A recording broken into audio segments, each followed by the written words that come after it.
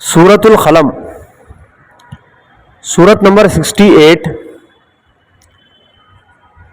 52 آیتیں، 2 رکوعات۔ سورت کا ترجمہ سماعت فرمائیں۔ بسم اللہ الرحمن الرحیم، شروع اللہ کے نام سے جو بے انتہا مہربان اور بہت زیادہ رحم فرمانے والے ہیں۔ نون قسم قلم کی اور اس چیز کی جسے لکھنے والے لکھ رہے ہیں، تم اپنے رب کے فضل سے مجنون نہیں ہو، اور یقیناً تمہارے لیے ایسا اجر ہے جس کا سلسلہ کبھی ختم ہونے والا نہیں، اور بے شک تم اخلاق کے بڑے مرتبے پر ہو۔ ان قریب تم بھی دیکھ لو گے اور وہ بھی دیکھ لیں گے کہ تم میں سے کون جنون میں مبتلا ہے۔ تمہارا رب ان لوگوں کو بھی خوب جانتا ہے جو اس کی راہ سے بھٹکے ہوئے ہیں، اور وہی ان کو بھی اچھی طرح جانتا ہے جو راہ راست پر ہیں۔ لہذا تم ان جھٹلانے والوں کے دباؤ میں ہرگز نہ آؤ۔ یہ تو چاہتے ہیں کہ کچھ تم مداحنت کرو تو یہ بھی مداحنت کریں۔ ہرگز نہ دبو کسی ایسے شخص سے جو بہت قسمیں کھانے والا بے وقت آدمی ہے، تانے دیتا ہے، چغلیاں کھاتا پھرتا ہے، بھلائی سے روکتا ہے، ظلم و زیادتی میں حد سے گزر جانے والا ہے، سخت بد اعمال ہے، جفاکار ہے، اور ان سب عیوب کے ساتھ بد اصل ہے، اس بنا پر کہ وہ بہت مال و اولاد رکھتا ہے۔ جب ہماری آیات اس کو سنائی جاتی ہیں تو کہتا ہے یہ تو اگلے وقتوں کے افسانے ہیں، ان قریب ہم اس کی سونڈ پر داغ لگائیں گے۔ ہم نے ان اہل مکہ کو اسی طرح آزمائش میں ڈالا ہے جس طرح باغ کے مالکوں کو آزمائش میں ڈالا تھا، جب انہوں نے قسم کھائی کہ صبح سویرے ضرور اپنے باغ کے پھل توڑیں گے، اور وہ کوئی استثناء نہیں کر رہے تھے۔ رات کو وہ سوئے پڑے تھے کہ تمہارے رب کی طرف سے ایک بلا اس باغ پر پھر گئی، اور اس کا ایسا حال ہو گیا جیسے کٹی ہوئی فصل ہو۔ صبح ان لوگوں نے ایک دوسرے کو پکارا کہ اگر پھل توڑنے ہیں تو سویرے سویرے اپنی کھیتی کی طرف نکل چلو۔ چنانچہ وہ چل پڑے اور آپس میں چپکے کہتے جاتے تھے کہ آج کوئی مسکین تمہارے پاس باغ میں نہ آنے پائے۔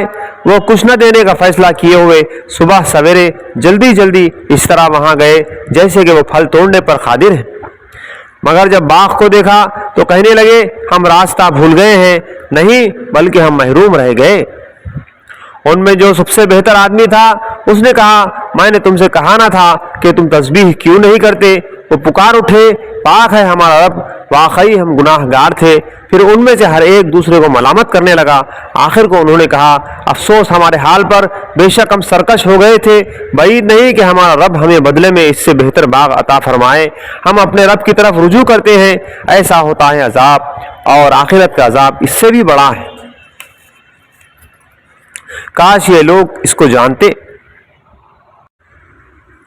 یقیناً خدا ترس لوگوں کے لیے ان کے رب کے ہاں نعمت بھری جنتیں ہیں۔ کیا ہم فرما برداروں کا حال مجرموں کا سا کر دیں؟ تم لوگوں کو کیا ہو گیا ہے؟ تم کیسے حکم لگاتے ہو؟ کیا تمہارے پاس کوئی کتاب ہے جس میں تم یہ پڑھتے ہو کہ تمہارے لیے ضرور وہاں وہی کچھ ہے جو تم اپنے لیے پسند کرتے ہو؟ یا پھر کیا تمہارے لیے روز قیامت تک ہم پر کچھ عہد و پیمان ثابت ہیں کہ تمہیں وہی کچھ ملے گا جس کا تم حکم لگاؤ؟ ان سے پوچھو تم میں سے کون اس کا ضامن ہے، یا پھر ان کے ٹھہرائے ہوئے کچھ شریک ہیں جنہوں نے اس کا ذمہ لیا ہو؟ یہ بات ہے تو لائیں اپنے شریکوں کو اگر یہ سچے ہیں۔ جس روز سخت وقت آ پڑے گا اور لوگوں کو سجدہ کرنے کے لیے بلایا جائے گا تو یہ لوگ سجدہ نہ کر سکیں گے، ان کی نگاہیں نیچی ہوں گی، ذلت ان پر چھا رہی ہوگی۔ یہ جب صحیح و سالم تھے اس وقت انہیں سجدے کے لیے بلایا جاتا تھا اور یہ انکار کرتے تھے۔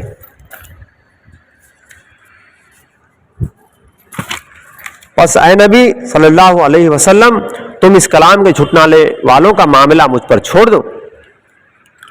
بس اے نبی صلی اللہ علیہ وسلم تم اس کلام کے جھٹلانے والوں کا معاملہ مجھ پر چھوڑ دو۔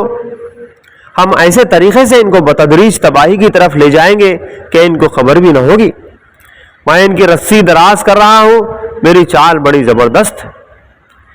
کیا تم ان سے کوئی اجر طلب کر رہے ہو کہ اس چٹی کے بوجھ تلے دبے جا رہے ہو؟ کیا ان کے پاس غیب کا علم ہے جسے یہ لکھ رہے ہو؟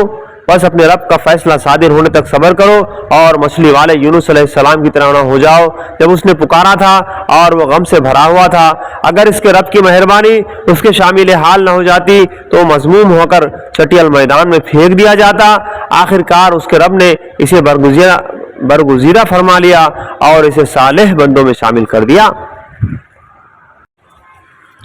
جب یہ کافر لوگ کلام نصیحت قرآن سنتے ہیں تو تمہیں ایسی نظروں سے دیکھتے ہیں کہ گویا تمہارے قدم اکھاڑ دیں گے اور کہتے ہیں کہ یہ ضرور دیوانہ ہے، حالانکہ یہ تو سارے جہان والوں کے لیے ایک نصیحت ہے۔